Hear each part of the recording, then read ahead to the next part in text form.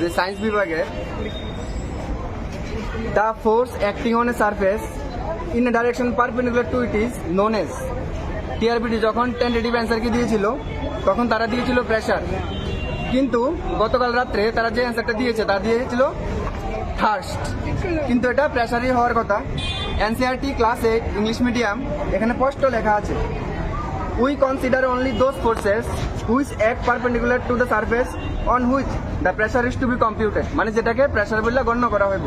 হুবহু কোশ্চেন আর এখানে NCERT class 8 এর বই দেওয়া একদম সেম, তাহলে টিআরবিটি কিভাবে এটা থার্স্ট অ্যান্সার করে তা এটা আমরা জানতে চাই। এবং ওরা যে আমাদের যে আউট অফ সিলেবাস কোশ্চেনগুলি, মানে বিগত বছর 2022 বা 2021-এ যেগুলো আউট অফ সিলেবাস, ওরা স্টার মার্ক গ্রেস মার্ক দিয়েছে, কিন্তু এবার ওরা একটা আউট অফ সিলেবাসও গ্রেস মার্ক দেয়নি। তারপরে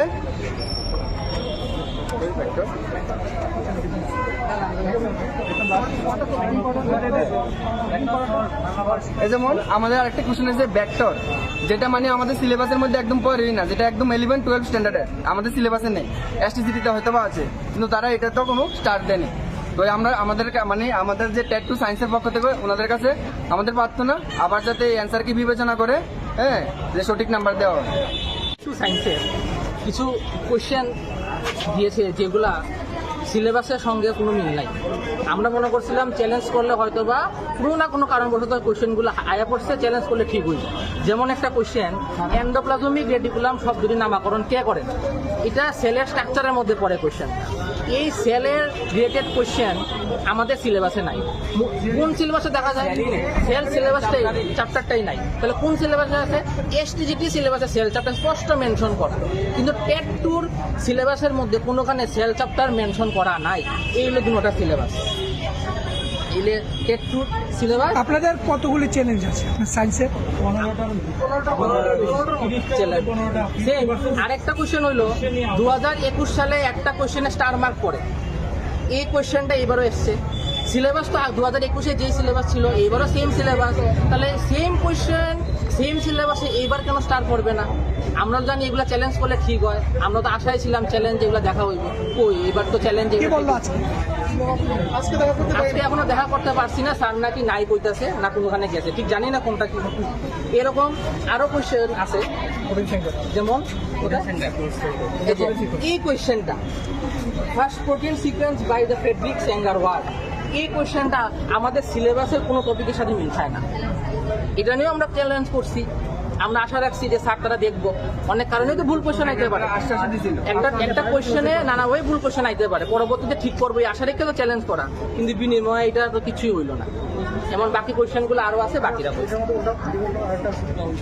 টিআরবিটিতে এসেছে। কালকে আমাদের ফাইনাল আনসার কি দিয়েছিল, তার মধ্যে বেশ কিছু আনসার ভুল দেওয়া হয়েছে, এবং আমি ডিরেক্টলি বলতে চাই, এবং আমাদের কাছে প্রুফ সহকারে এনসিইআরটি এসসিইআরটি বই সহকারে সবগুলি আছে।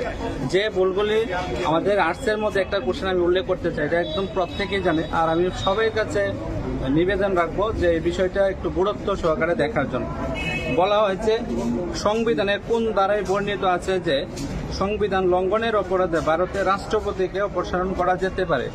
এখানে কারেক্ট আনসার হবে 61, কিন্তু টিআরবিটির তরফ থেকে প্রোভাইড করা হয়েছে 56। আর 56 নং দ্বারা যেটা প্রোভাইড করা হয়েছে এটাতে হলো রাষ্ট্রপতি 5 বছরের জন্য যে সিলেক্টেড হয় এবং তিনি যদি ইচ্ছা অনুসারে পদত্যাগ করতে চায়, এই বিষয়টা উল্লেখ আছে, কিন্তু এখানে কোনো জায়গাতে উল্লেখ নেই সংবিধানের লঙ্ঘনের অপরাধে 56 নং ধারা অনুসারে তাকে রিমুভ করা যায়।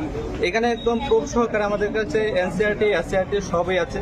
এবং আরেকটা প্রশ্ন ভুল হয়েছে, টোটাল একদম ডিরেক্টলি 3টা থেকে 4টা কোশ্চেন ভুল হয়েছে, অপশন ভুল দেওয়া হয়েছে, এবং কিছু কোশ্চেন আছে ডাবল আনসার আমরা চ্যালেঞ্জ করেছিলাম, যেগুলিতে এখন এক্সপার্ট দ্বারা চেক করা হয়েছে কি না আমরা এটা জানি না, কিন্তু প্রত্যেকটাই একদম অথেন্টিক প্রুফ সহকারে আমরা তুলে ধরেছিলাম, এবং আমাদের যেগুলি যাচাই করা হয়েছে না হয়েছে এটা আমরা জানতে পারছি না।